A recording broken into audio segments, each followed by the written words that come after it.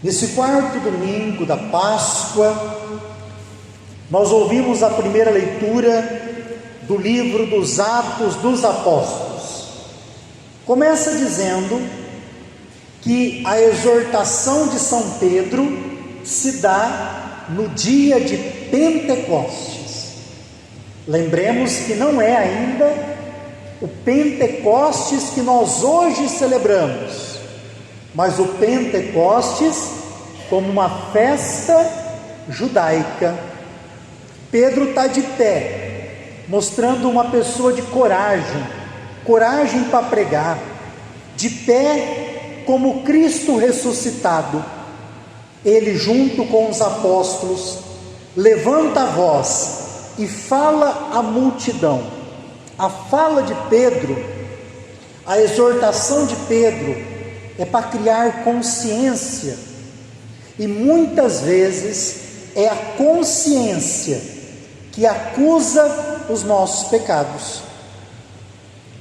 Que todos reconheçam que Deus constituiu Senhor e Cristo a este Jesus, que vós crucificastes. Pedro está dizendo para eles, e para dizer isso tem que ter coragem. Vocês crucificaram aquele que Deus mesmo enviou. Será que nós também temos essa consciência quando nós crucificamos Cristo? E depois disso, eles começaram a perguntar para Pedro e para os apóstolos. Essa pergunta hoje deve ser a de cada um de nós. O que devemos fazer? O que fazer? E Pedro vai dizer o que fazer. Convertei-vos e sejam batizados em Cristo para o perdão dos pecados. É claro que o batismo, ele apaga os nossos pecados, porque a gente morre para o pecado e renasce para Deus. Sejam batizados, mas antes convertidos, porque para receber o batismo, nós precisamos de fé. Fé para saber que nós estamos recebendo. Fé, porque nós fomos convertidos em Cristo. É escutando a sua palavra que nasce o desejo do batismo.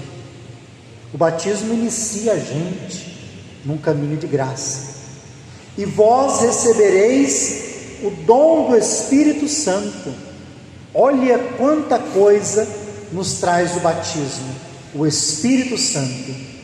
E Pedro dava testemunho dizendo, testemunho também é pelo Espírito Santo: salvai-vos dessa gente corrompida. Essa frase, a gente liga ela lá com o Evangelho, com aqueles que são ladrões e assaltantes. Os que aceitaram as palavras de Pedro receberam o batismo. Ou seja, primeiro a palavra, depois o batismo. Mas e as crianças? E as crianças que são pequenas, que ainda não têm condições de discernir a palavra, é aí que a gente vê quão importante é a missão dos pais e de uma escolha tão importante que é a dos padrinhos, porque são esses que depois do batizado vão transmitir a palavra para os seus filhos e seus afilhados. Segunda leitura de hoje, desse quarto domingo da Páscoa, também é uma carta de Pedro. Primeira carta de Pedro, capítulo 2. Anotem aí para você levar para a vida. O que Pedro vai falar aqui é um caminho de vida espiritual na fé. Portanto, é algo que todos nós hoje podemos aproveitar desta mensagem. Se suportais com paciência aquilo que sofreis por ter feito o bem, isso nos torna agradáveis diante de Deus. Muitas vezes, fazer o bem requer esforço, requer coragem. Jesus Cristo, ao fazer o bem, foi crucificado. Portanto, suportais, meu irmão e minha irmã, com paciência, quando você faz o bem, porque mesmo fazendo o bem, você pode ser caluniado, mas quem faz, tem um tesouro que ninguém pode te arrancar, que é dormir com a consciência tranquila. Faça o bem, custe o que custar. Aqui Pedro está dizendo que fazer o bem é como se a gente oferecesse um louvor a Deus. Para isso foste chamados. E agora vai falando de Cristo, né? Cristo sofreu, carregou a cruz e também foi ferido. Primeira coisa, sofreu por nós. Como que ele sofreu? Dando exemplo. O exemplo de Cristo é para onde nós devemos seguir. Sobre a cruz, carregou nossos pecados. Ele fez do seu corpo um lugar de pecado, não dele, porque ele não tem, mas ele ofereceu o seu corpo para ser chagado e ali colocar naquele corpo ultrajado os nossos pecados. Mortos para o pecado, vivamos para a justiça. Portanto, por suas feridas nós fomos curados. Olha que bonito. A ferida de Cristo cura a gente. Termina a leitura de Pedro. Andáveis como ovelhas desgarradas, mas agora voltastes ao pastor e guarda de vossas vidas. O evangelho de hoje, domingo do Poimen Ho Kalos. Kalos é belo, portanto é o domingo do belo pastor.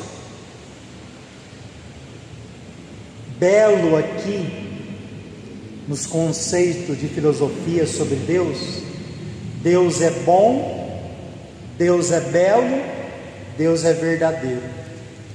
Belo não tem muito a ver com que aquilo hoje na modernidade nós entendemos como belo. A beleza do pastor, do bom pastor, que é Cristo, se dá também no bom. O bom revela o belo. Começa dizendo hoje nessa leitura, Jesus é o pastor e a porta ao mesmo tempo. Se você perceber, a palavra porta é a que mais vai aparecer nesse domingo, 4 vezes. Quem não entra no redil das ovelhas pela porta, mas sobe por outros lugares, é ladrão e assaltante. A maioria dos lugares que nós entramos, nós precisamos passar por uma porta. Quando a gente entra em casa, eu acredito que a maioria aqui, vocês pulam a janela para entrar em casa? Não, né? A maioria entra pela porta. Quando nós vamos num bar, tem uma porta. Lá nós vamos para tomar uma bebida. Quando a gente entra na padaria, A gente vai comprar pão. Quando a gente entra em casa, é o nosso lar. Quando a gente entra pela porta da igreja, a gente quer rezar. Portanto, atrás da porta revela aonde nós queremos estar. Um lugar de porta fechada, e esses que entram por outro lugar, sem ser a porta que tem a ver também com liberdade, é ladrão e assaltante. Quem entra pela porta é pastor das ovelhas. O porteiro abre a porta, as ovelhas escutam, ele chama as ovelhas pelo nome e as conduz para fora. Nessa leitura tem um movimento de entrar e de sair, porque o redil das ovelhas não é prisão. Imagina que num redil, nos pastores de verdade, pastor de ovelha, tem lugares que o redil, onde as ovelhas dormem, onde recolhe as ovelhas, podem ter no mesmo redil vários rebanhos. Só que de manhãzinha, a hora de sair, quando o pastor vai e chama, no nosso caso aqui, ele chama pelo nome. O pastor de ovelha tem um jeito de chamar, tem um sotaque de chamar, tem um canto, um assobio para chamar. Aquele redil pode ter várias ovelhas de vários pastores. As ovelhas daquele pastor, ao ouvir o timbre da sua voz, vão sair somente as ovelhas daquele pastor, porque elas escutam e reconhecem a sua voz. Elas não seguem o estranho, antes fogem, porque do estranho não conhece a voz.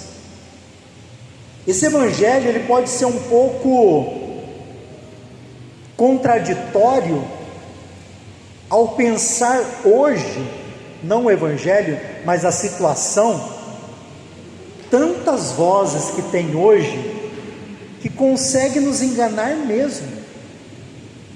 Por isso, se a gente não for atento à voz de Cristo, atento à sua palavra, nós podemos ser enganados a qualquer momento. Eu sou a porta das ovelhas, todos que vierem antes de mim são ladrões.